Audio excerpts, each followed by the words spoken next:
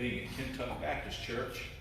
They asked me to come down for a special service this morning, and they were celebrating their 231st anniversary today. They said that the church was established just prior to George Washington being elected our president. So they have a long established history in our community, and they do a really good work. And we had a good service this morning. I missed being here, but we had a good service, and I appreciate them asking me to come. I'm going to ask, and one other thing, if you ordered a commemorative cup and you hadn't picked it up, they're in the Sunday school room in the back. If you'll see me right after church, I'll be glad to get them for you. If you'd like to pick one up, we'll be there for that too. So I'm going to ask Reverend Fuqua if he'll come and take the remainder of the service. Pastor Fuqua. While you come around, I want to make an announcement. If anybody, the men I'm speaking to tonight, can help us with the stew next week, next Saturday morning, get either Coach Sam or let me know. To find and see what kind of help we're going to have to work next Saturday morning.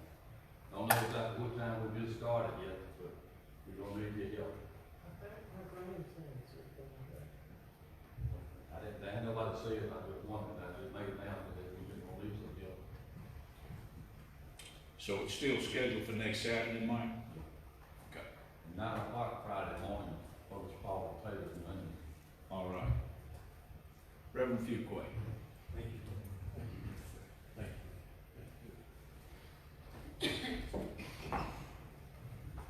Thank you, Brother Taylor, and good evening. What a delight and a joy to be here. Let me remind you, and I guess the reason I do this, I've passed it a number of years, this coming Saturday night is when we turn our clocks back, Sunday morning. So make note of that, and so you'll be on the right schedule. I remember one church I pastored, and there was a lady there that had a large family of children, and she was very faithful to the church, but every time, no matter what we turned forward or backward, she was forever an hour off. She would be an hour early or an hour late. But, so this coming, you just get up at 2 o'clock Saturday night, set your clock back. No. But what a delight it has been to be with you today and to be here again tonight. I said this morning, what an honor to fill the pulpit of Dr. Foley. And to stand here in his place is certainly an honor to me. Highly honored. And I love you people and appreciate you. And I mentioned to somebody a while ago, at my age, when I've been here several times, but I never know when it'll be the last time. You know, we've all gone past the last milepost sometime. But anyway, let me just say this. If I don't see you down here, I'll look for you up yonder. Okay? Turn with me tonight to the book of John, the New Testament, chapter 21. The last chapter of John, we'll read the first 6 verses. And I want to share with you just a little while tonight from my heart. John chapter 21. And after these things, Jesus showed himself again to the disciples at the Sea of Tiberias, and on this wise showed he himself. There were together Simon Peter, Thomas called Didymus, Nathanael of Cana of Galilee, and the sons of Zebedee, that's James and John, and 2 other of his disciples. Simon Peter saith unto them, I go a fishing. They say unto him, we also go with thee. They went forth and entered into a ship immediately.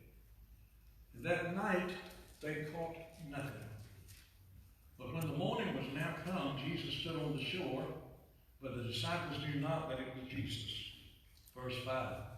Then Jesus saith unto them, Children, have ye any meat? They answered him, No. He said unto them, Cast the net on the right side of the ship, and ye shall find it. They cast therefore, and now they were not able to draw it for the multitude of the fishes. Now there's a little clause here that I want to lift out of verse 1. Jesus showed himself again. How often we need him to reveal himself to us again.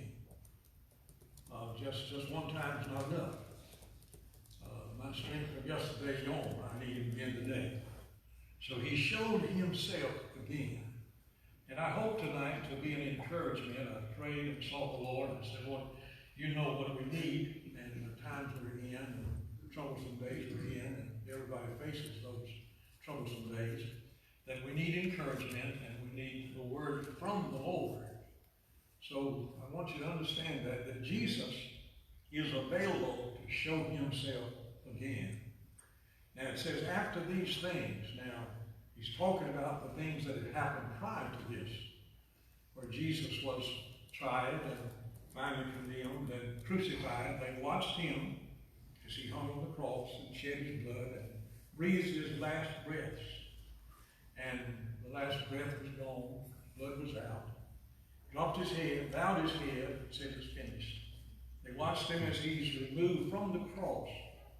There's no doubt that he's dead, because no way would they release his body, because the governor asked that the centurion come and witness to him and prove for sure, but probably sign the paper to make sure that Jesus was dead.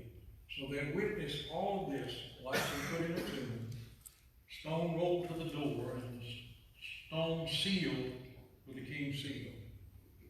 Now, what do you do in a case like that? They've been with him. They've taken him to be the Messiah. They followed with him close, listened to his preaching, ate of the bread he multiplied the fish, watched the miracles that he'd done. But now, our leader is dead. Now, if you put yourself in that case, we look back at it now, and we know the end of the story, and we know that he was resurrected. But at that time, they didn't know what was going on. He had told them over and over that I will rise again. But it seems like they never could get it in their head and understand that he was coming back to life. So here they are in a dilemma. And this, the scripture says that this is the third time that he revealed himself, showed himself to them after he was crucified.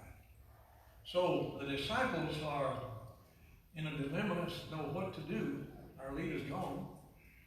And I wondered if you could record some of their conversations when they met together, what they talked about. How we followed him, we made sure we knew without a doubt he was the Messiah. And now he's crucified. He's not here anymore. Sad day. So Simon Peter said, he said, I go fishing. I'm going back fishing. And have you ever noticed when people get discouraged, and most times when they leave the church, they'll go back to what they were doing before they started coming to church? I have a dear friend who pastored a church and did so well, preached a number of revivals for him, and in fact it grew, not in this area, but it grew, just had phenomenal growth. And you'd go there, they had people out on the street with the yellow cones parking people and putting them in the parking lots and getting people. But something happened in his life. He was a car salesman before he started preaching and did real well. But something happened and he gave up his ministry. And our hearts were broken. But he went back to the dealership. You notice people go back to what they did. So Peter said, I'm going fishing. And there's something that's contagious about, when somebody makes a suggestion like this and Peter kind of being the leader, they say, we're going with you. We'll go with you. So they get in the boat and they begin to fish. And there's 7 of them. And they fish all night. And the Bible said that they took nothing. They didn't catch anything. They caught nothing. Now, there'd be a sermon within that. Night and nothing will set you victory. That song will kill a Christian. It's night and nothing. We need to see something happen. So they've been all night fishing. Jesus is now on the shore. It's early in the morning. They see him out there. He calls to them. They don't recognize him to begin with. And he said, children, have you any meat? No, we haven't caught anything. He said, cast your net on the right side. Now that was quite a task, because you got to pull the big net up into the ship, put it on the side of the boat on the other side. But they obey his word. And there's such a multitude of fish that, it's just a miracle catch. And this is Simon Peter said it's the Lord, so he jumps out and goes to the Lord.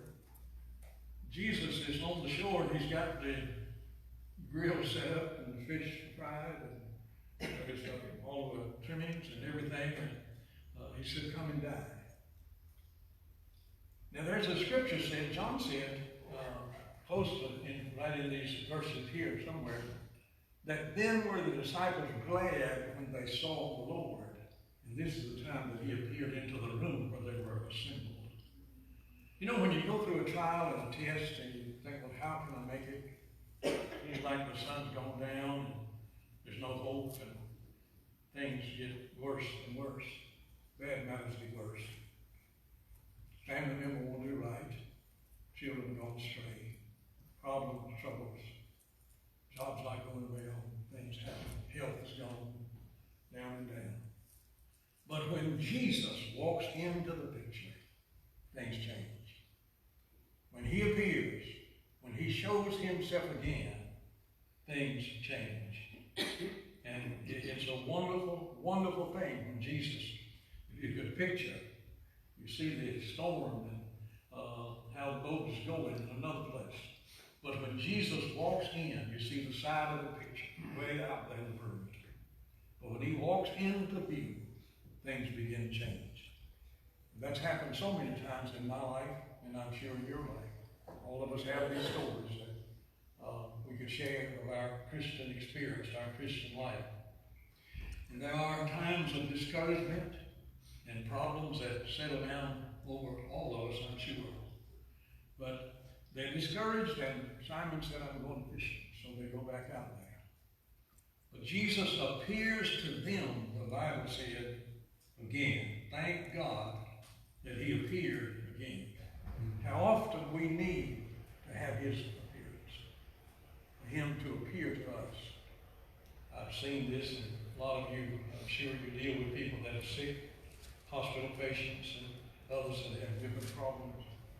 So many things that break on our lives. But when Jesus appears again, thank God, it makes a difference. I remember some years ago, a crusade came to town, and their banner across the building, and their advertising was that, let God touch your life. Let God touch your life once forever. Well, that's a good motto. Because you'll never be the same when he touches you.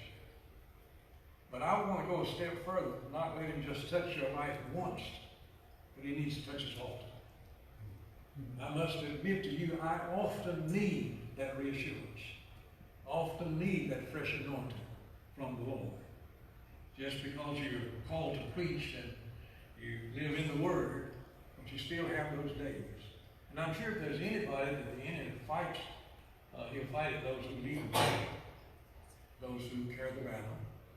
And we get, at times, we might as well be honest, at times we kind of hit some low spots. We get discouraged at times. But I often need that fresh touch from the hand of God and from the presence of God.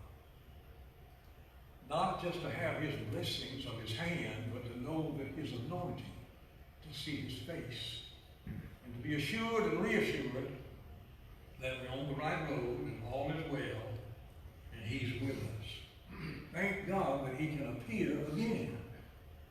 No matter what you're going through, what you're facing, he's able to appear again. And I look back over my life, the years that I've spent with the Lord and for him. I was just looking at it today and thinking about it. And there's been a little more than 65 years. 1954 in February. That's when I gave my heart to the Lord and dedicated my life to him. But I must admit I've needed him many times since then for him to reassure me and to give me the comfort and the help that I've needed along the way. I've often needed that new strength. I need his strength from day to day. As I said a while ago, my strength from yesterday is gone. I need a fresh anointing.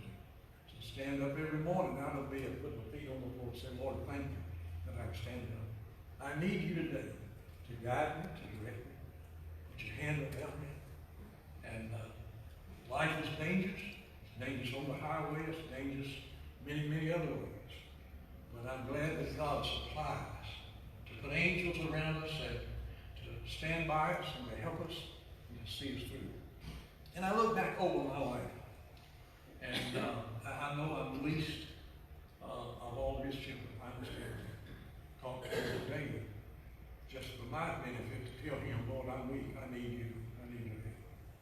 But there have been so many times that my life has hit a low hill, get in the valley, and I don't think there's any need of us to try to deny it, but all of us probably, if we be honest, go through those times. That it's been some times of up and down. Now, I didn't say in and out, but up and down. Times when I've been low. I know there's times when I've been to the hospital to visit people. I'm sitting there with people. I remember my wife and I sitting many times with families at the hospital. And we had problems that they didn't know about. And we were probably hurting more than they were. And there were some times when I slip off down the end of the hall in a quiet place somewhere and just cry my eyes out, just fall of my problem. And I'm trying to help somebody else. But you know, you help people, and you can't carry somebody up a ladder without going up yourself. So the best way to get a blessing is to be a blessing. But how many times when that my life there's been some low spots, some places that I didn't know how to handle it. But I remember the night, 1954 February, when I bowed in a cottage prayer meeting in an old split bottom chair, turned around and got on my knees, gave my heart to the Lord. I meant business. Well, I haven't been perfect, but I made up my mind that I want to see the end of a Christian journey. I haven't changed my mind about serving the Lord. I still intend to make it in by the grace of God. And I know it's not my strength, but it's Him, by me holding on to what He has done and what He is doing. But I made up my mind that I want to follow Him. I read in the Bible of Rebecca when she was called to come and be Isaac's wife. They didn't want her to go, and they didn't know what decision she'd make, and they called her and said, let her answer. It's a long way, a long journey on the camel. She didn't have all of Olay and all the things the ladies have now. But she said, I will go. And that's what it takes. If you follow God, you have to make your mind that I will go. And I think that's what happened to Elisha when he left.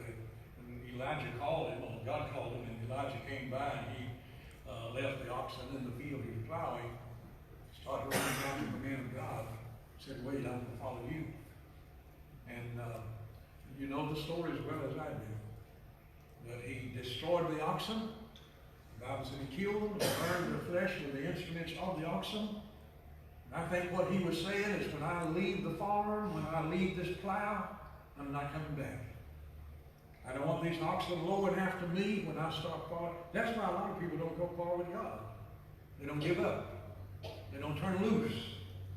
Kind of like it reminds me of the little boy whose hand was caught in a real expensive vase or vase, how you want to say it. And you've heard the story many times, I'm sure, but they couldn't get his hand out of the vase. And they did everything they could to release it and put in soapy water and everything, but his hand was stuck in that vase, a very expensive antique vase. They didn't know what to do. So later on, his father came in from work, and they're still working. They don't know what to do. They assess the thing and say, what are we going to do? They study it out, analyze it. And finally, the father said, I'll tell you what we do. They wrapped a big towel around it. He said, we'll take a hammer and break it. It won't cut his hand. And that way we get his hand out. Wrapped the towel around it, took the hammer just before he struck the vase. The little boy's hand came out. Everybody's excited. What in the world happened? He said, I let go of my penny. As long as he kept his fist balled up and holding on to that. See, that's why we can't go far with God. Rebecca said, I will go. And I made up my mind that night. I'm not using myself as an example in this particular. But I made up my mind that I wanted to see the end of a Christian journey. There's been some hard places, some difficult mountains to climb, some battles to go through. But I'm glad that God always has a way to reveal Himself again unto us. darkest hour, at the time when you feel the loneliest and the most depressed, that God has a way of making himself known. A lot of you live a lonely life. Some of you live by yourself. Nobody there to talk to you. But God's always there. Thank God he'll reveal himself again. That's what the Bible says here. He showed himself. He revealed himself again. And he'll do that for us, I'm sure. I heard about these 3 missionaries that had gone into a jungle on a boat. And they were there to help those people, to minister to them. One of the men, he was had a lot of anxiety about he's trying to hide the boat. The other 2 men said to him, sink the boat. We're not going back. We're here to stay. I believe that's what it takes. Cut the bridge behind you, please. I'm crossing, I'm going with the Lord. Thank God. I don't know what this means to you, but the Lord laid it on my heart. And we just need a made-up mind. We made up to follow the Lord. I want to serve him. I want to walk with him. And it's going to take some real courage. Take some real heart. The psalmist David said in Psalms 57 and 7, he said, my heart is fixed. My heart's fixed. That's what it takes. Your heart's fixed to follow the Lord. There'll be some dark hours. I ran across this little poem, and I don't know what it means to who, but somebody needs help. But it said, when the frost is in the valley, and the mountain tops are gray, and the choicest buds are blighted, and the blossoms die away, the loving Father whispers, this cometh from my hand. Blessed are you if you trust when you cannot understand. If after years of toiling, your health should fade away, and leave your body unsteady, and your locks are turning gray, remember then as your Father. He will sustain you with his hand. Blessed are you if you trust when you cannot understand. Amen. To follow him when you can't figure it out. You say, Lord, I don't understand why this. And I run into this a lot. I just one of the main questions I get often on the phone. Why did this happen to my family? Why does my wife have cancer? Why does my son, he's only 40 years old, why is he in the 4th stage of cancer? I have this often. We had a case this week. Man's 51 years old. Very serious case. The only answer I have is 3 words. I don't know. But I know God. And you trust him when you can't trace him. He will reveal himself again. He'll not leave you alone. He'll not let you walk alone. He'll walk by your side. He has a way of marching up to you, put his arm around you, giving you the comfort and the strength that you need and the help that you need. How many times have widows walked away from the altar, burying their husband, or vice versa? Sad times. I remember, and Peggy, my wife, 58 years together. And I'd go home and she passed away. 11 years she suffered with cancer. And I learned to do so many things. And to look after her and learn to cook and whatever else. And I'd drive up in the yard after she was gone. I'd turn the car off. And I'd start crying. There's nobody in the house. Nobody there. And if you haven't been there, you don't know what that means. But someday if you live, it may happen.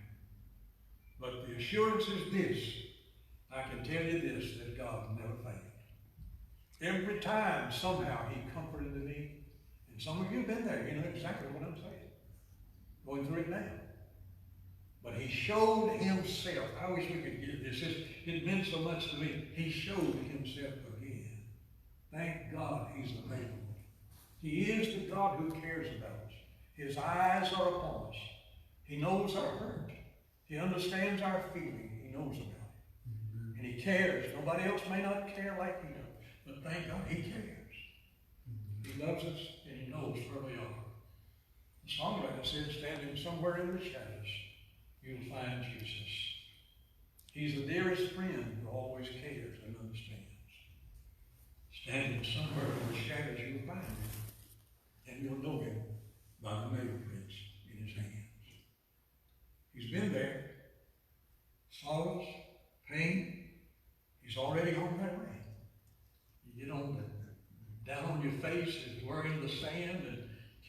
you're beneath bottom. You're just looking up at bottom.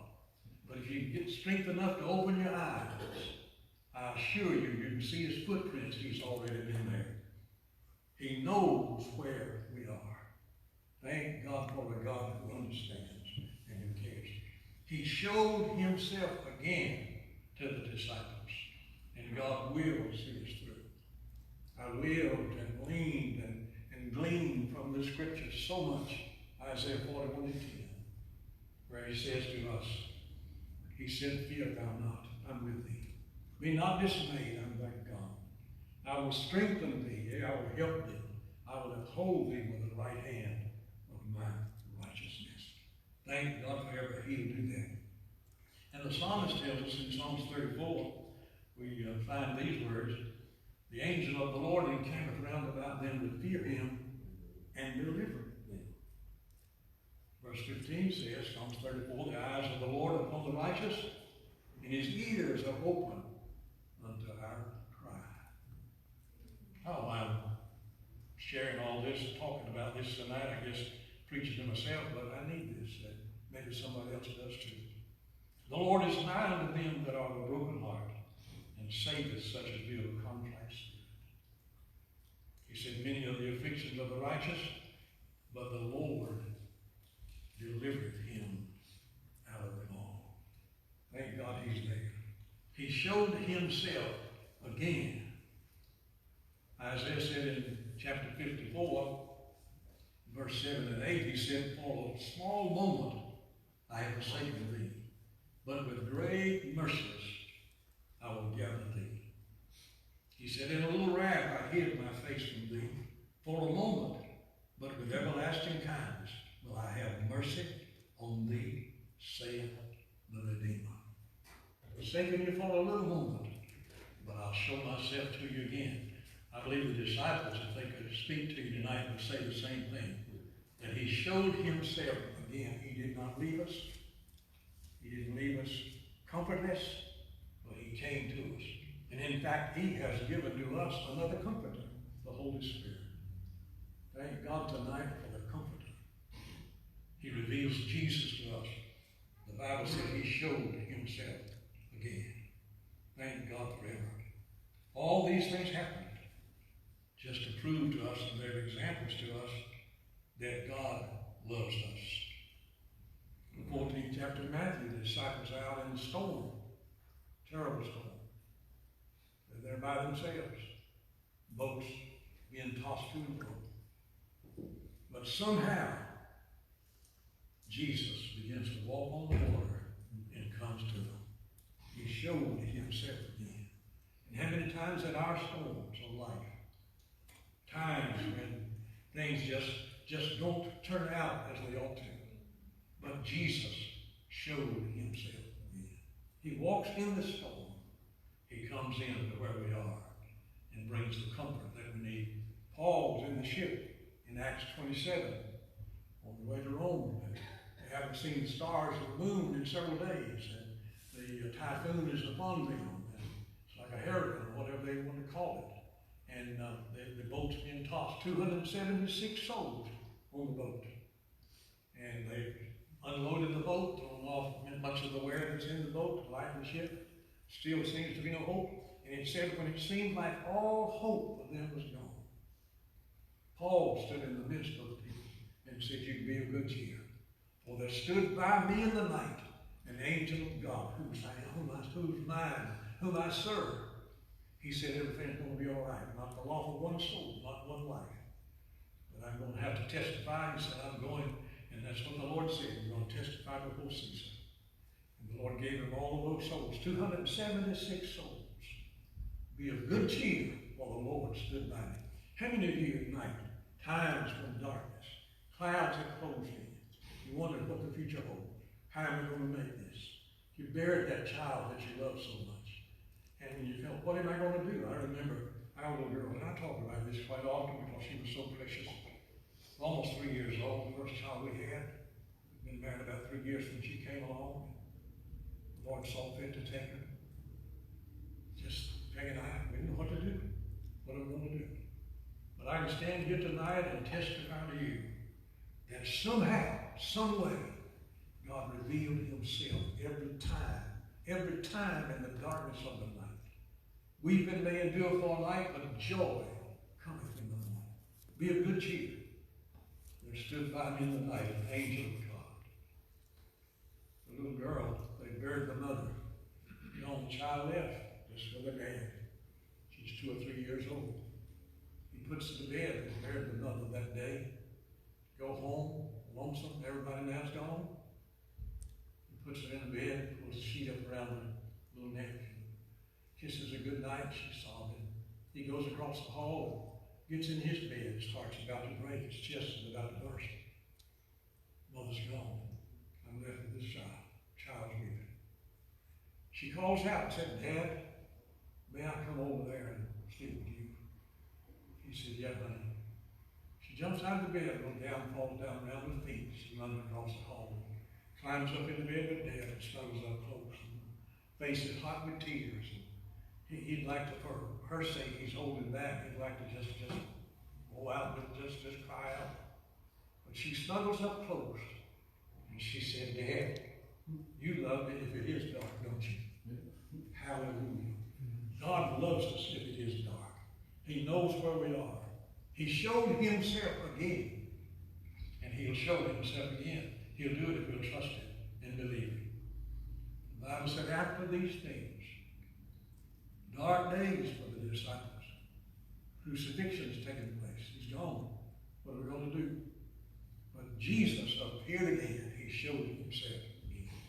And he's still the same yesterday, today, and forever. He will not change. He does not change. Thank God he'll do it again. The darkest hour he walks in. He knows our need. The psalmist said, Psalms 23:3, he restoreth my soul. You tell me that sheep leave the grazing line once every day, leaves his place in the line, the sheep that goes to the shepherd.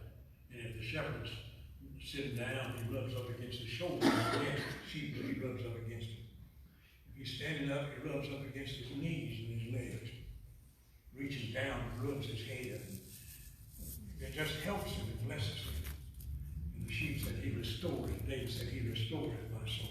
And how many times did I need to break away from the business of life, from the cares of life, and just get alone with him and let him restore my soul? Thank God he'll do it. He'll do it. Troublesome days are ahead, troublesome times come, but thank God he'll manifest himself. He showed himself again. Wished I could say this like I feel it in my heart. I looked at the picture today, someone showed me the church. When you're in the old building, all the big crowd of people, God can do it again. I was reminded when years ago, and this is a true story, when I was pastoring at Stanley, and we had revival, and the revival broke loose and got into high school. And the high school students began to attend the revival, and they'd walk, this is the truth, the Lord bear me witness, they'd walk into the vestibule of the church and start crying and said, I need to get saved. We recorded 96 experiences in that revival. I saw them just lined up, 15 or 20 around the altar at a time, weeping and crying and praying for one another. And I said, Lord, do it again. He showed himself again. Wouldn't it be wonderful? God showed himself again in that fashion. To manifest himself. I don't know how many people were saved, sanctified, and filled with the Spirit, but they recorded 96 different experiences. I don't know how many joined the church, but we had revival. Great time of the Lord. May God help us to see it again, to do it again. All of us have these days when darkness comes. Blessed be his name. Wonderful is to know that God can see us through and will see us through. I don't want to worry you tonight. I just want to I'll find a place here somewhere quickly to close, but he knows about tomorrow. He knows who holds tomorrow. I don't know about it, but he does. The song said, I don't know about tomorrow. I just live from day to day, the songwriter said. I don't borrow from its sunshine, for its skies may turn to gray. I don't worry over the future, for I know what Jesus said. beside him, for he knows what is ahead. I don't know about tomorrow. Many things I don't know about it. But I know that he holds it in his hand. He is our God. He'll see us through. I thought about a song I wish I could sing. I don't sing, but does Jesus care? Does Jesus care when I've said goodbye to the dearest on earth to me? The poor heart aches and the yearning breaks his Lord to him. Does he see? Does he care? Oh, yes, he cares. I know he cares. His heart is touched with my grief. When the days are weary and the long nights dreary, I know my Savior cares. I read somewhere where I heard this story in a close that this man came to the superintendent's office. He said, I'm resigning my church. This can't be there no longer. The superintendent said, what's going on? Why? He said, my daughter has turned out bad. And she's living down the street in a bad lifestyle with somebody else. Just down the street from the church. And I came to beg to stand there and try to preach in the church and her living like that down the street. My own daughter. The superintendent said, I hate this. But when you walk out the door, I'm going to call the headquarters and I'm going to resign in my office. He turned around and said, you can't do that. Why? Why would you? He said, my son is doing the same thing. You get hurt. I see people walk in the church with a little baby. In a service some time ago, the baby was 3 days old. They brought it to church. What a wonderful thing on Sunday morning. And you see it, and it's such joy. The abundant, just a bundle of joy. What lessons a child can bring. But I sit there that morning in that pulpit and thought, you can have some of the deepest heartaches of things that child may do that can cause you some real heartaches, some break your heart. I remember some, and I'm just kind of talking out of my heart. I remember some years ago, a pastor called me, and I was pastoring the church, and he was pastoring about almost 100 miles away. And he was crying, and he said, Brother Fuqua, I want you to do me a favor. I said, if I can, brother, you know I will. He said, my son's in jail in your town, and I don't know how to get to the jail. If I come to your house, I know where you live. If I could come to your house, would you go with me to the jail to see me? I said, yes, sir. Within a couple of hours, he drove in front of my house. I was dressed and ready. We got in the car and drove into town and over to the jail. And as we walked down the hall in that jail, between the cells, and there were young men all around. Down toward the end was a young man, and I recognized him as his son. And he's standing there with his hands on those bars. And as his dad walks up, he reaches out his arms, and his dad reaches through those bars. And they embrace each other and weep on each other through those bars in the jail. How heartbroken, how sad. He said, this never happened to me. It happens to people all around us. You cannot help. You raise your children, you do the best you can. They still may bring you some heartache, some sorrows. But in the midst of it all, there's a God who cares about us, who understands. I remember another preacher calling me, who lived just up the street from me, and said, Brother Fuqua, could you come and help me? My son's taken an overdose, and he's lying out here in the yard, and he's unconscious, needs help. We go down to get him up. We didn't call the rescue, but we got him up, put him in the car in the back seat. I remember going with him into the emergency room, taking his son. He's weeping and crying. This is my son. His son was a fine young man, played the piano, very talented. There we were. They were able to turn the case around and save the man, the boy's life. But the hurt and the sorrow that can come to us. But in the midst of it all, God will see us through. He will not fail us. Let me encourage you. I don't know what this meant to you. I hope it's been a blessing. But Dottie Randall wrote a song years ago. She passed away now. But she said there's too much to gain to lose. Too many sunsets lie behind the mountains. Too many rivers my feet have walked through. There are too many treasures waiting over yonder. There's just too much to gain to lose. He passed again. He revealed himself again. He'll do it again. Let's stand together, please. I could go on, but I'm not sure.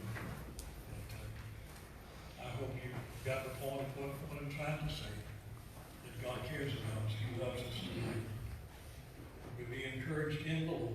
David encouraged himself in the Lord. And may we do that.